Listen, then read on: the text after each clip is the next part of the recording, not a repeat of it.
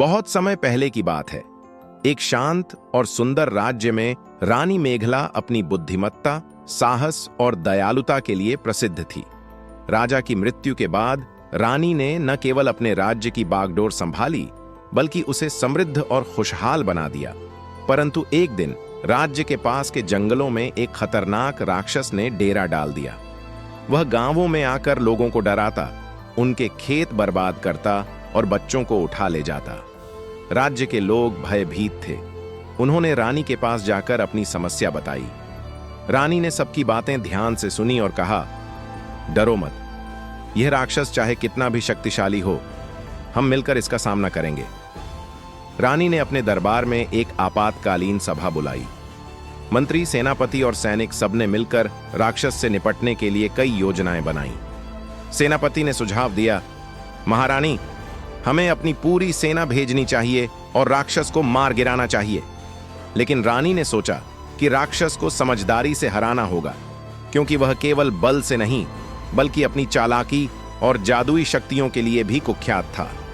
रानी ने कहा, यह लड़ाई केवल ताकत से नहीं जीती जा सकती, हमें इसकी कमजोरियों का पता लगाना होगा।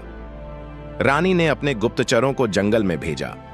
उन्होंने पता लगाया कि राक्षस की ताकत उसकी जादुई हार में है, जिसे वह हमेशा अपने गले में पहनता है। जब तक वह हार उसके पास है, उसे कोई भी नहीं हरा सकता। रानी ने योजना बनाई। वह अपनी रक्षा करने के लिए लड़ाई के सभी गुर जानती थी। उसने अपनी तलवार और धनुष बाण तैयार किए और घने जंगल की ओर प्रस्थान किया। उसके साथ केवल उसके सबसे भरोसेमंद गुप्तचर और 2 सैनिक थे। जंगल में रानी ने राक्षस के डरावने ठिकाने का पता लगाया।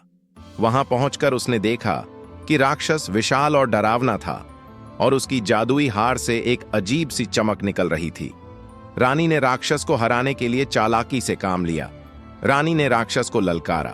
उसने कहा, तू कितना भी ताकतवर क्यों ना हो, लेकिन मैं तुझसे लड़कर तुझे हराऊंगी। राक्षस हंस पड़ा और बोला, तू एक नारी होकर मुझसे लड़ने आई है। तेरी हिम्मत की दाद देता हूं, लेकिन तुझे मारकर मैं अपनी ताकत का और भी ज्यादा लोहा मनवाऊंगा। रानी ने अपनी तलवार से राक्षस पर हमला किया।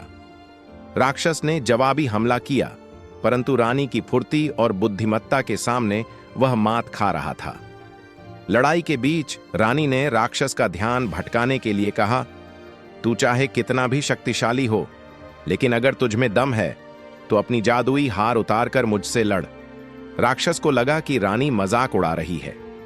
अपने अहंकार में आकर उसने कहा, तू देख, मैं बिना हार के भी तुझे हराने में सक्षम हूं। उसने अपनी हार उतारकर एक पेड़ के पास रख दी।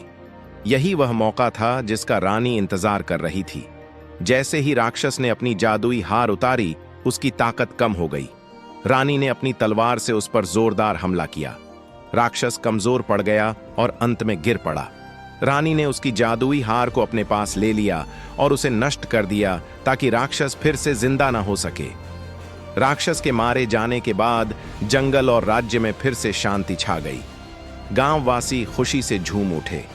रानी जब महल लौटी तो उसका भव्य स्वागत हुआ। लोग उसकी बहादुरी और बुद्धिमत्ता की सराहना करने लगे।